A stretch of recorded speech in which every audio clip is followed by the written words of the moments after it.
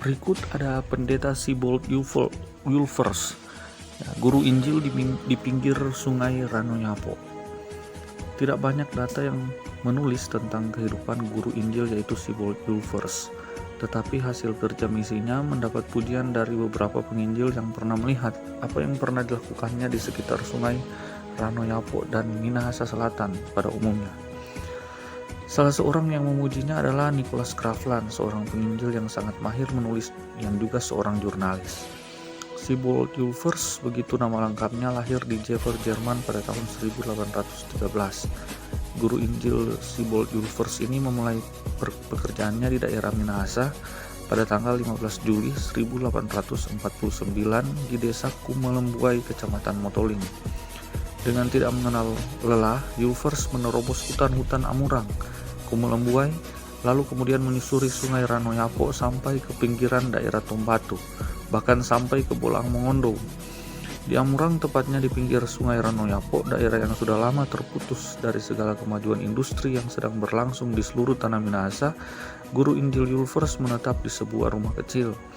Meskipun Julfers seorang diri dan terasing di antara hutan yang telah berusia ratusan tahun, ia nampaknya tidak banyak peduli dengan keadaan itu. Bagi guru Injil tersebut, yang ia pikirkan cuma satu, yaitu Injil Yesus Kristus, Sang Juru Selamat dunia, harus diberitakan dan diagungkan dalam kata dan perbuatan. Di daerah tempat tinggalnya, guru Injil Julfers melihat bahwa keadaan masyarakat sangat tertinggal, seolah sebuah komunitas yang tanpa peradaban. Bagi Julfers, kondisi ini sangat mengerikan bagi kehidupan masyarakat yang dinamakan manusia. Kondisi yang amat parah dalam peradaban itulah yang memacu semangat Julfers bertahan untuk berkarya di sana. Bagi Julfers, hanya Injil saja yang dapat mengangkat martabat manusia di sana. Seiring dengan usaha pemerintah membuka jalan perhubungan di daerah itu untuk memperlancar dan mempermudah pengangkutan hasil bumi, pada sisi yang lain Julfers juga membangun jalan yang lain bagi masuknya Injil Yesus Kristus dengan menggunakan pendekatan kultural. Nah, inilah jalan yang digunakan guru Injil Julfers dalam membina masyarakat yang ada di daerah itu. Meski perlahan, tetapi cukup pasti usaha-usaha yang dilakukannya dapat mengubah tatanan masyarakat di tempat itu. Dengan pendekatan kultural Kristiani yang dilakukannya, kekristenan bertumbuh dengan sangat baik. Hanya dalam waktu yang tidak terlalu lama, Julfers sudah dapat mendirikan beberapa sekolah di daerah itu. Tetapi semua keberhasilan itu tidak membuat Julfers puas. Ia sangat rindu agar 800 jiwa penduduk yang ada di sekitar sungai Ranonyapo tidak hanya mengenal Injil, tetapi dapat juga menerapkan Injil dalam kehidupan sehari-hari. Dari keperluan inilah Julfers melibatkan diri dengan usaha-usaha yang dilakukan pemerintah. Ketika Residen Jensen menyusun jaringan ruas jalan di seluruh daerah Minahasa, guru Injil Julfers lah yang amat berjasa dalam mencari dan menentukan jalan-jalan yang akan dibuat di seberang sungai Ranonyapo. Karena itu, sungai itu sangat berkesan bagi Julfers, apalagi sungai itu pernah memberi kenangan yang tidak terlupakan baginya. Suatu kali ketika guru Injil Julfers hendak pulang dari kota Amurang menuju ke tempat tinggalnya, rakit yang ditumpanginya bersama 6 orang lainnya dan 4 ekor kuda tenggelam. Sebenarnya kejadian itu tidak harus terjadi sebab penyeberangan yang mereka lakukan sudah sampai di seberang. Tetapi saat hendak melemparkan tali ke darat, tali itu tidaklah sampai.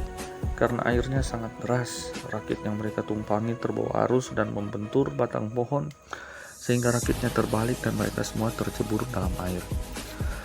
Karena itu, Julfers yang tidak dapat berenang tenggelam di antara kuda-kuda yang berusaha menyelamatkan diri. Setelah berusaha, Julfers akhirnya selamat juga akibat pertolongan seorang yang amat benci justru kepadanya. Kepada orang yang telah menolongnya, Julfers mengucapkan terima kasih. Begitu juga Julfers sangat mengucapkan syukur pada Tuhan sebab dia masih memberikan kesempatan baginya untuk memberitakan Injil. Dalam pelayanannya di Kumelembuai, Julfers juga dibantu oleh istrinya Henriette yang sangat terampil menganyam dan membuat sapu tangan. Henriette ini juga begitu aktif melatih kaum ibu dan anak-anak gadis dalam berbagai keterampilan termasuk memasak. Tetapi sangat disayangkan Henriette tidak dapat mendampingi suaminya dalam pelayanan sebab ia jatuh sakit dan harus kembali ke Jerman untuk berobat. Henry ternyata tidak dapat kembali mendampingi suaminya sebab ia meninggal dunia di Jerman. Perkawinan Sibold Julfers dan Henry dikaruniai beberapa anak, salah seorang putrinya bernama Maria. Di bawah pimpinan Sibold Julfers, Kumalembuai menjadi pusat klasis yang meliputi daerah pelayanan Rumoong, Wanayan, Wakan, Karimbo, Tokin, Wanga, Malola, dan Kumalembuai itu sendiri. Kehadiran Julfers di daerah pelayanannya ternyata karya-karyanya makin memberikan arti yang penting bagi masyarakat.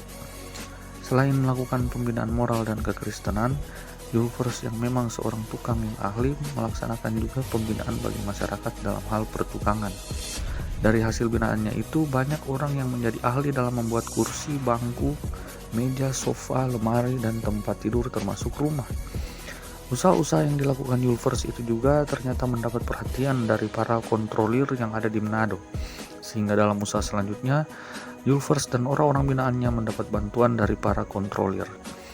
Nah, Nicholas Kraflan yang mengelilingi Tanah Minahasa dalam laporan perjalanannya mengatakan bahwa di Kumalembuai, Karimbo, Tokin, bahkan sampai di desa Tuasen, Liwason, Saud, dan terus ke daerah pesisir, menyaksikan bahwa apa yang dilakukan oleh Sibold Julfers di daerah-daerah itu sungguh mengesankan, terutama yang bertalian dengan kegiatan kekristenan dan peradaban. Sibold Julfers kemudian meninggal dunia dan dikuburkan di Kumalembuai Motoling pada tahun 1885 dalam usia 72 tahun. Nah, Julfers yang berperawakan tinggi besar itu setelah meninggal dunia digantikan oleh J. Bode. Selanjutnya, klasis Kumalembuai setelah pelayanan J. Bode pernah dilayani oleh beberapa penginjil sampai Jepang menduduki Indonesia. Mereka yang pernah melayani di klasis Kumalembuai berturut-turut adalah J. Meyer, De Haan, A.W. Wardenberg, H.J. Tinkeit, dan terakhir H.G. Thiel.